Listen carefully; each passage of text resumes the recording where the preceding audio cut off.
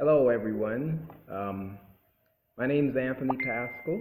I'm listed on the program to give this really good fund drive right now, but due to the powerful rains in California in July of all times of the season, the roads were washed away and I'm still here. But we're going to try this particular avenue. Once again, I've been a pastor for over 30 years. I've done a lot for community health with working for underprivileged boys way long time ago. I served as a chaplain in the LA County jail system at one time and pastored many churches, represented many and supported many in the court system. My own baby son has had 2 stints of juvenile hall and 2 stints of prison terms, and I got a chance to see the court system operate as a father. So I'm glad to be able to do this fund drive, and we'll see how this goes.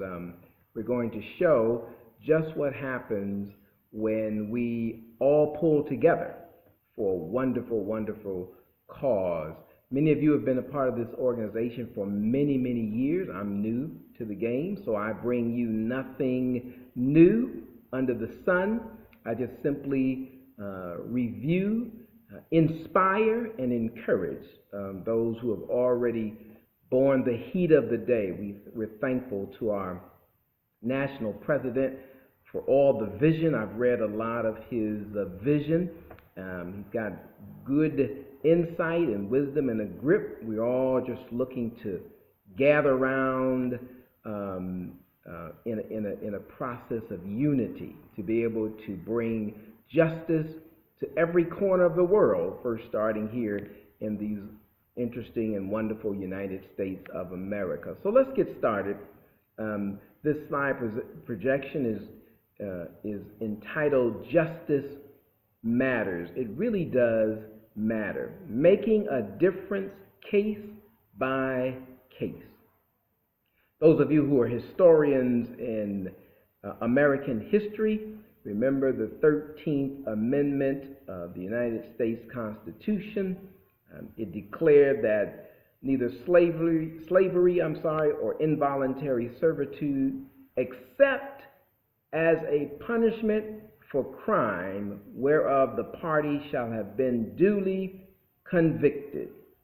So it sounds like even at the beginning of setting slaves free, there was a caveat, a determined sort of feeling that we could still get the best service out of these individuals for little pay or no pay if we just find a way to keep them in slavery.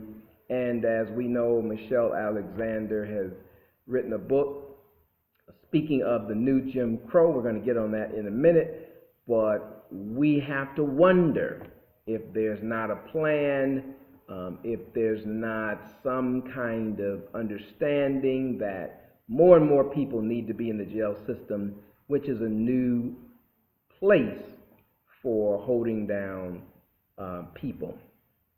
So really, from Democracy Now!, their website, March 4, 2015, are we really surprised by what the U.S. Justice Department concluded?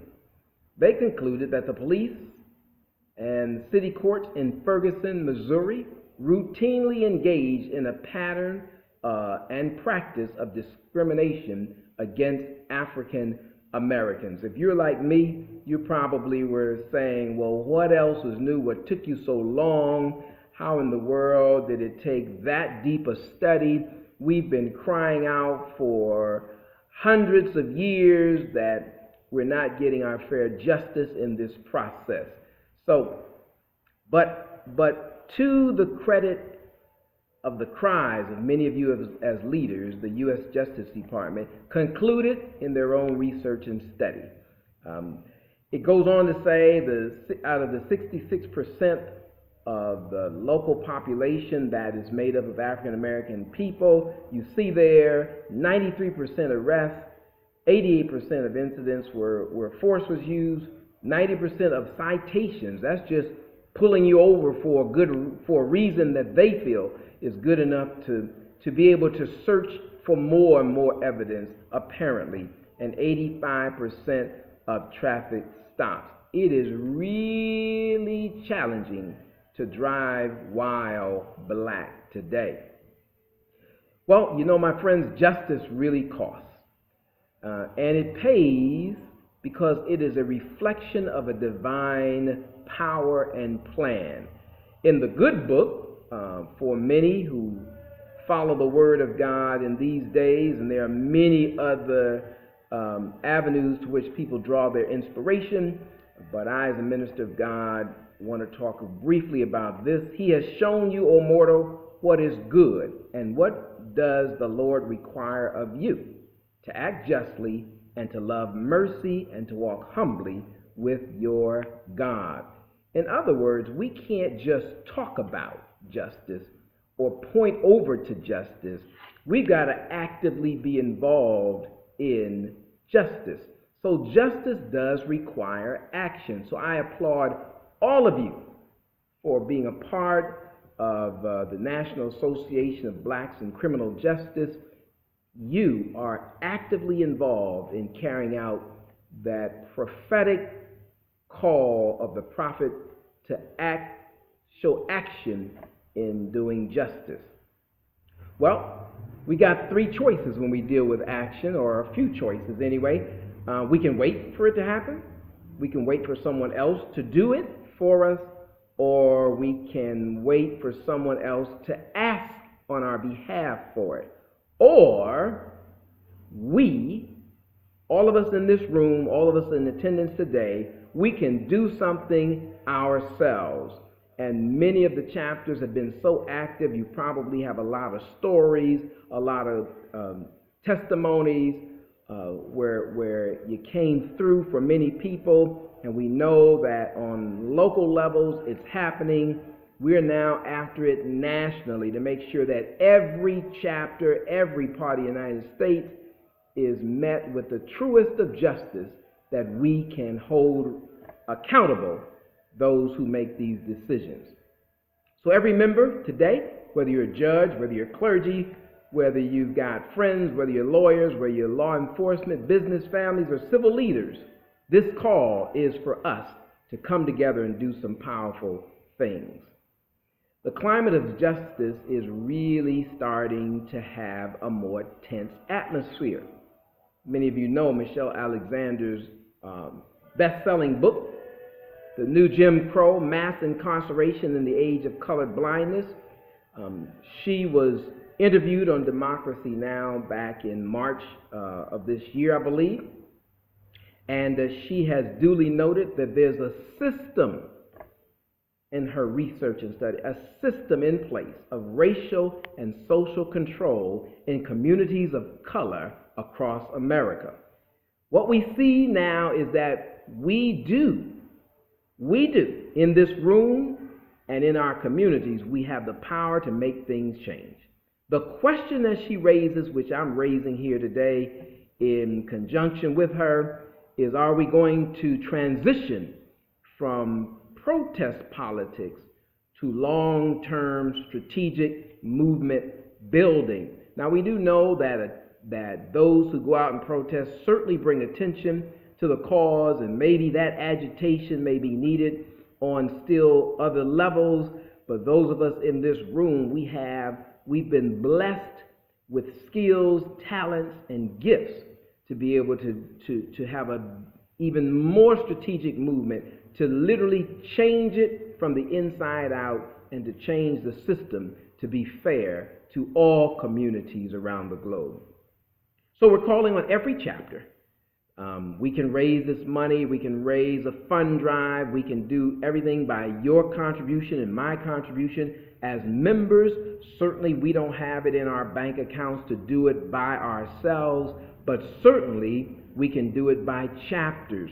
So I'm calling. I believe we can do this. I've got faith because I come from the Word. I know it's not in our pocketbooks, but the moment we start out acting for justice, I believe that the divine power God acts on our behalf and opens the door for us to be well represented. So let's keep hope alive in that instance.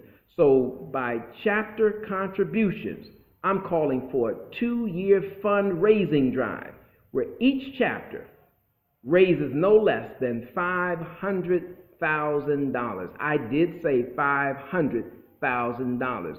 By the way, I did think of the economy that you and I are a part of right now and how things are going, so I lowered it from $1 million from each chapter to $500,000. Now, I just believe that I was certainly considerate and merciful, but I believe deep down in my heart, as you know, that we can raise this money each chapter. It doesn't have to come out of your pocket, nor Uncle John's pocket, nor Aunt Sue's pocket, but we do have corporations out there. We do have those who give to angels, who are called angels, that give to projects, and many of you have the influence to connect to these individuals to raise that money. So, back to Proverbs, Solomon said that one man gives freely, yet gains even more. Another withholds unduly, but comes to poverty. A generous man will prosper. He who refreshes others will himself be refreshed.